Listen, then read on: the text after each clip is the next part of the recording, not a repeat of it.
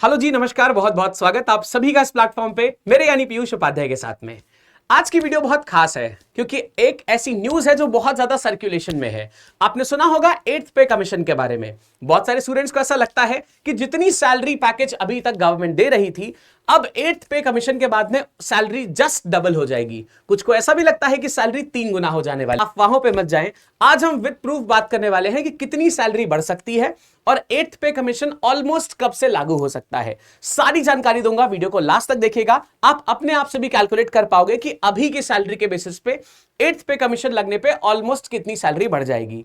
अगर वीडियो अच्छी लगे तो लाइक जरूर करिएगा और अगर चैनल पे नए हैं तो सब्सक्राइब बटन पे टैप नहीं किया दोस्त तो आगे ऐसी इंपॉर्टेंट इंफॉर्मेशन मिस हो जाएगी। तो चलिए शुरुआत करते हैं। सबसे पहले जानते हैं कि पे कमीशन क्या हो। जो भी एक गवर्नमेंट एम्प्लॉय की बेसिक पे होती है, उसके अलाउंसेस होते हैं, पेंशन स्ट्रक्चर्स होते हैं और बाकी जो सर्विस के बेनिफिट्स होते हैं, ये सारी चीजें रोल प्ले करती हैं एक एम्प्लॉय को सैलरीज प्रोवाइड करने में।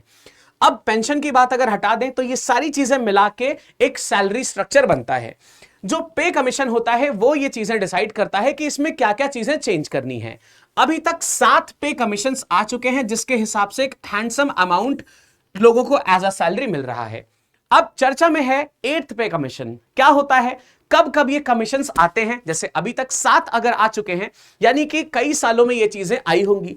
अब ये जो नया आने वाला है ये कब आएगा, चलिए बात करते हैं कि 2016 में आया था 7th पे कमीशन, 2006 में आया था 6th पे कमीशन और इसके 10 साल पहले आया था 5th पे कमीशन। यानी कि हर 10 साल में ये जो सैलरी स्ट्रक्चर है ये पूरा रिवाइज होता है। इसको हम 8th पे कमीशन, 7th पे कमीशन या जिस लेवल का ये होता है उस पे कमीशन के नाम से जानते हैं।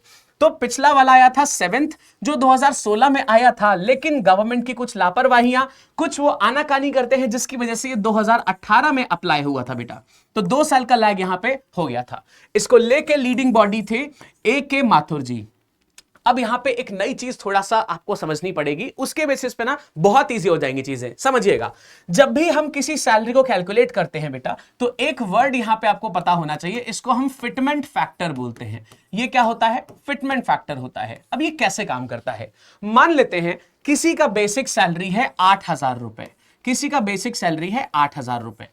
अब उसकी सैलरी पे 2x फिटमेंट फैक्टर लग गया, तो जितना बेसिक सैलरी है इसको हम 2 से मल्टीप्लाई कर देंगे, फिर ये आ जाएगा 16,000 रुपए।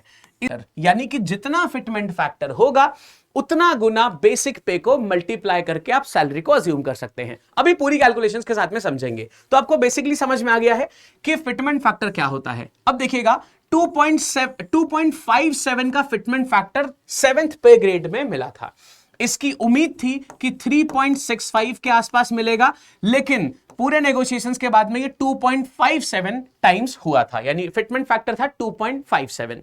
ठीक है, अब अगर हम बात करें कि इससे फायदा क्या होता है, इससे होता क्या है, तो 8th पे कमीशन से हमें उम्मीदें क्या क्या हैं। हमें यह है कि एक बेसिक पे स्ट्रक्चर रिवाइज हो जाएगा, दोबारा उसमें कुछ इंक्रीमेंट्स हो जाएंगे, कुछ हायर फिटमेंट फैक्टर की उम्मीद है। अभी तक देखिए 2.57 था, अब लोगों को लग रहा है कि जो बेसिक पे है उसमें अगर फिटमेंट फैक्टर का जो कॉन्टेक्स्ट है वो थोड़ा बढ़ जाएगा तो सैलरीज बढ़ जाएंगी। अब कैसे कैसे होगा, अब उसको देखिएगा। ये 2.57 से लेकर ये पॉसिबिलिटी है 3.0 यानी 3 तक जाने का इसका लोगों ने अटकलें लगाए हुए हैं।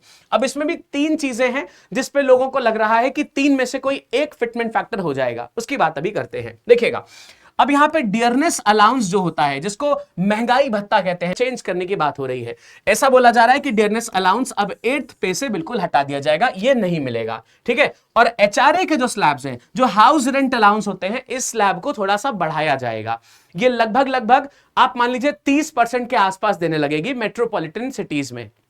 ठीक है बात, चलिए अब यहां पे देखते हैं, एक हम बेसिक कैलकुलेशन करते हैं। देखिएगा जरा ध्यान से, अगर मान लेते हैं 18,000 रुपए किसी का बेसिक पे है, ठीक है, और फिटमेंट फैक्टर अगर 2.57 उसको मिलता है तो उसका सैलरी बेटा बनेगा 46,260 रुपए। अब ये मैंने किस बेसिस पे कैलकुलेट किया है, अभी सारी चीजें बताता हूं, देखिएगा। और अगर इस फिटमेंट फैक्टर में थोड़ा सा चेंज हो गया, देखिए 2.57 था ये और ये 2.86 हो गया है, तो ये सैलरी पूरी 51,480 बन जाएगी। तो आप समझ रहे हैं फिटमेंट फैक्टर में थोड़ा सा चेंज सैलरी में बड़ा चेंज ला सकता है। अब एम्प्लॉयज को तो खुशी है, सरकार को क्या दिक्कत है? सरकार के लिए बजट बहुत ज्यादा बढ़ जाएगा, यानी कि आप समझ रहे हैं, हल्का सा चेंज करने पे कई 100 करोड़ रुपए का भट्टा बैठ सकता है, इसलिए सरकार इस चीज पे नेगोशिएशन थोड़े से ज्यादा करती है।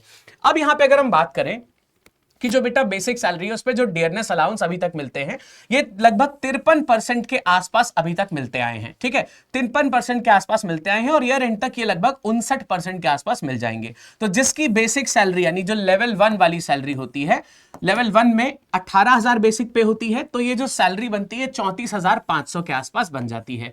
लेवल 2 वाले जो होते हैं 19,900 ग्रेड बेसिक पे वाले, इनकी सैलरी में ये डियरनेस अलाउंस लगाने के बाद में 51,480 के आसपास बन के आती है।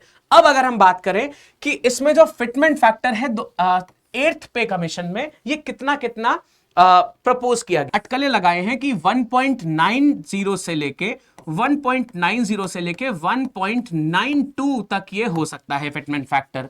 दूसरा अटकला 2.08 का है और तीसरा अटकला 2.86% का है, लेकिन लोगों का ये मानना है कि सबसे ज्यादा इसी के होने की चांसेस हैं, 1.92 के, 1.90 भी नहीं, 1.92 के आसपास ये होने की चांसेस हैं। अच्छा, एक और बात, जब ये हर 10 साल में रिन्यू हो रहा है, यानी कि 2026 में इसकी चांसेस हैं 1 जनवरी से अप्लाई होने की। अब बात समझ लीजिए एक बहुत इंपॉर्टेंट, कि ये 1 जनवरी 2026 से लॉजिकली अप्लाई हो जाना चाहिए, लेकिन अगर सरकार इस चीज को अप्रूवल देगी, ये बात तभी हो पाएगी। पहले सेंटर में आएगा, उसके बाद स्टेट्स को एक रिपल इफेक्ट की तरह ये देखने को मिल जाएगा। मतलब सेंटर में आ गया है, तब स्टेट्स इसको अप्लाई कर सकते हैं, बिना सेंटर में आए स्टेट्स अप्लाई नहीं कर पाएंगे इस रूल को, ठीक है। अब अगर हम मान लेते हैं कि करंट सैलरी का और जो 8th पे के बाद में सैलरी बन के आएगी, उसका हम एक नमूना पेश करें अगर आपके सामने, तो देखते हैं। इसको आप किसी भी ग्रेड पे के साथ में कर सकते हो। जैसे मान लीजिए यहां पे 18,000 लेवल 1 हो गया, 19,900 ये लेवल 2 है, ये लेवल 3 है, लेवल 4, लेवल 5, लेवल 6। इसमें से किसी के साथ भी आप अगर इस कैलकुलेशन को लगाएंगे तो आपके सामने ग्रॉस सैलरी आ जाएगी। देखिएगा, अभी मान लेते हैं लेवल 1 माने की सैलरी को हम कंसिडर कर रहे हैं, इसमें हमने बेसिक पे ले लिया 18,000, डीए यानी डियरनेस अलाउंस अभी जो मिलता है वो 55% ले रहे हैं हम, ठीक है। ये 55 से 59 होगा, लेकिन 55% हमने लिया है। डियरनेस अलाउंस का मतलब होता है महंगाई भत्ता।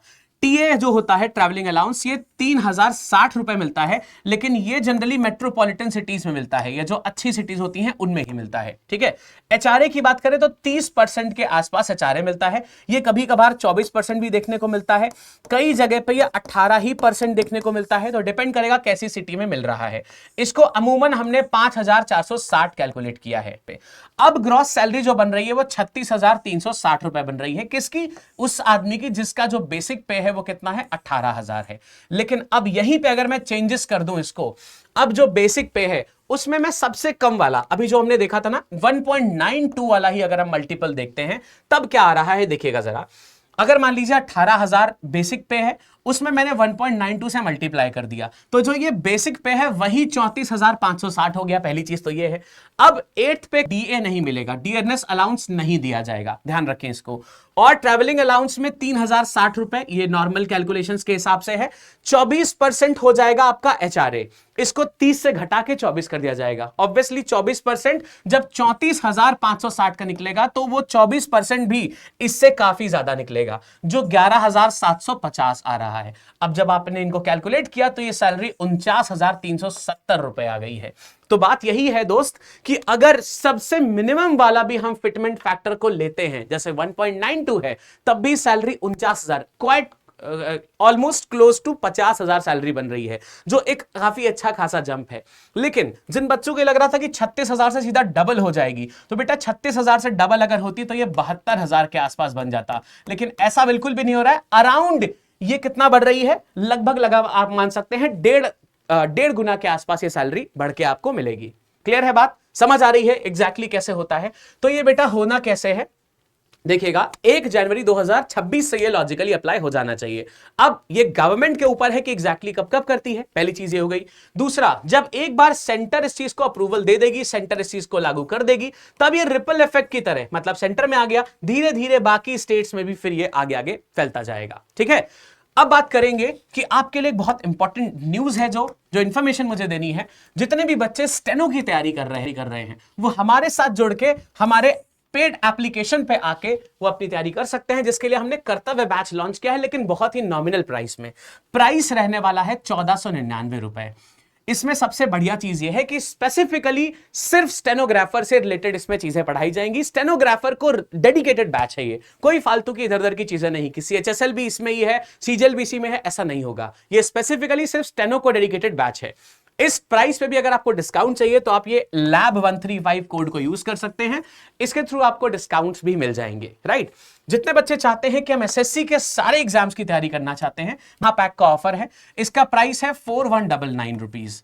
इसमें आपको एग्जैक्टली क्या क्या मिलने वाला है, आपको 3 लाख से ज्यादा क्वेश्चंस मिलेंगे, आपको 9000 आवर्स से ज्यादा क्लासेस मिलेंगी, आपको 6000 से ज्यादा मॉक टेस्ट मिलने वाले हैं। तो ये ऑलरेडी काफी सारी चीजें हो चुकी हैं, प्लस लाइव क्लासेस मिलेंगी। सारे बैचेस में आपको फ्री एक्सेस मिलेगा, जितने भी हम साल भर में लॉन्च करने वाले हैं। बढ़िया चीज ये है कि 12 महीने के साथ साथ 3 महीने अभी फ्री वैलिडिटी इसकी चल रही है, तो आप इसको ग्रैब कर सकते हैं 4199 रुपीज में। इसमें भी डिस्काउंट्स के लिए आपको करना है LAB 135 कोड यूज। इसके साथ बढ़िया चीज यह है कि आपको प्रिंटेड बुक्स मिलने वाली है, वो भी पूरी 9 बुक्स, जिसमें मैथ्स भी होगी, जीएस भी होगी, रीजनिंग भी होगी और इंग्लिश भी होगी। सारी सब्जेक्ट्स की बुक आपको मिलने वाली है। जिन बच्चों को लगता है कि प्रिंटेड बुक्स नहीं चाहिए दोस्त, हम फोन में ही पढ़ लेंगे, उनके लिए ई बुक्स का भी ऑफर है। इसके लिए प्राइस काफी ड्रॉप्ड है, 2999 यानी 3000 का ये बैच है। इसमें भी आप कोड लगा सकते हो लैब 135, जिसके थ्रू आपको डिस्काउंट मिल जाएगा, राइट। सो अपनी तैयारी को बढ़िया से करिए, और ऐसी इंपॉर्टेंट अपडेट्स के लिए आप हमारे चैनल को जरूर सब्सक्राइब करिए, ताकि आगे ऐसा कुछ भी इंपॉर्टेंट मिस ना हो पाए। So see you in the batch, all the best.